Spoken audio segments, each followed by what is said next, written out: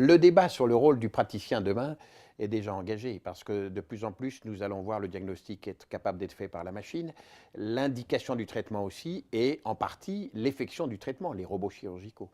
Donc nous allons devoir nous repositionner sur notre métier premier qui est la relation humaine et qu'on a un peu oublié dans la technicisation forcenée de la médecine. On a oublié la parole, le regard, l'explication, le geste.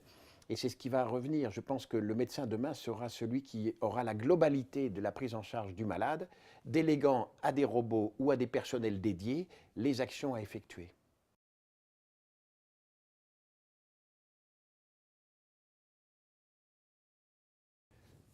Non, je crois que c'est le contraire. On va vers une humanité avec encore plus d'humanité parce que la machine va nous dégager d'un tas de tâches qui étaient fatigantes et qui nous empêchaient d'être nous-mêmes. Je pense que plus on est devant des écrans, plus on est devant des ordinateurs, plus on joue avec des robots, plus on aura besoin de se retrouver en présentiel, de chanter, de danser autour du feu de bois comme nos anciens et comme était Cro-Magnon. C'est-à-dire que l'homme va redevenir l'homme alors qu'il était un peu emporté dans la technologie, on va le retrouver dans cette relation énorme. Nous sommes des êtres d'amour.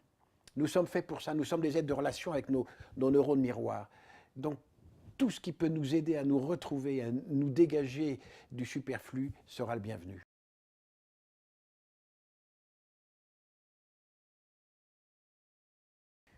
Tout doit être fait pour réparer l'homme, la femme ou l'enfant blessé, malade ou handicapé. Tout doit être fait, pas de principe de précaution à la recherche. En revanche, l'utilisation des dérivés de la recherche peut poser un problème. Notamment, je ne veux pas passer de la réparation, qui est mon métier, à l'augmentation, parce que demain, on va me demander d'augmenter l'homme sain.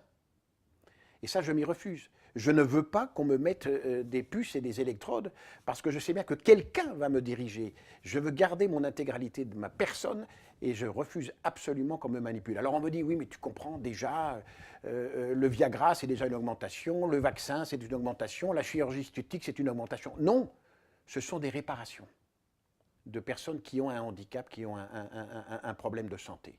Donc on n'est pas dans l'augmentation.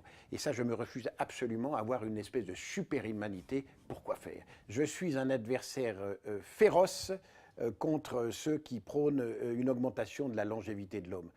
Quel est l'intérêt sur le fond? S'il faut vivre 1000 ans, nous allons devenir de vieux imbéciles. Pendant que nous allons rester les mêmes, la nature entière va muter de génération en génération. Elle nous regardera en disant, tiens, il y a encore quelques dinosaures par là.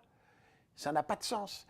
Deuxièmement, on sait bien que le désir est lié au temps. Et plus j'ai le temps de faire les choses, moins j'ai envie de les faire, puisque je peux les reporter au lendemain. Troisièmement, le fait de durer aussi longtemps va poser d'énormes problèmes démographiques, notamment sur le fait que peut-être que ne l'utilisant plus beaucoup, comme pour ne pas dire pas du tout, nos sexes vont disparaître. La nature a horreur du vide et quand un organe est inutile, elle le fait disparaître. Donc ce sont vraiment des fantasmes démiurgiques de personnes qui n'osent pas vieillir.